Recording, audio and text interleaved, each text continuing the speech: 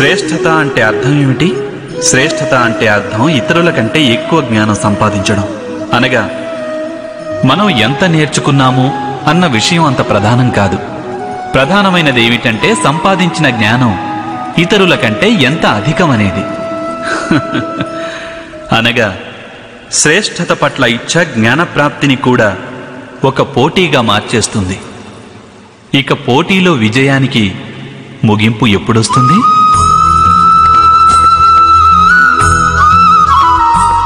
కొంతకాలం వరకు శ్రేష్ఠుడనిపించుకోవచ్చు, కానీ ఎల్లకాలం ఎవరూ శ్రేష్ఠులుగా ఉండిపోలేరు.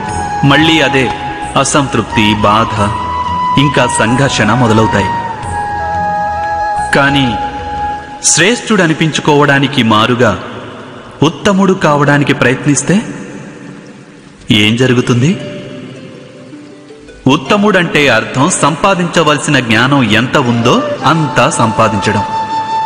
ఇంకొకరిని అధిగమించాలన్న కోరికతో కాదు, మన ఆత్మ సంతృప్తి కోసమే జ్ఞానం పొందడం. ఉత్తమ మార్గాన పయనిస్తే అన్యులెవరితోనూ పోటీ రాదు, మనతోనే మనకు పోటీ ఉదయిస్తుంది. అనగా ఉత్తములు కావాలని ప్రయత్నించే వారికి ఎప్పటికైనా కావలసిన జ్ఞానం ప్రాప్తిస్తుంది. ఏ ప్రయత్నమూ లేకుండానే వారు శ్రేష్ఠులనిపించుకుంటారు. కానీ శ్రేష్ఠుడనిపించుకోవాలని ప్రయత్నించేవారు శ్రేష్ఠులు కావచ్చు, కాకపోవచ్చు. ఉత్తములు మాత్రం ఎప్పటికీ కాలేరు.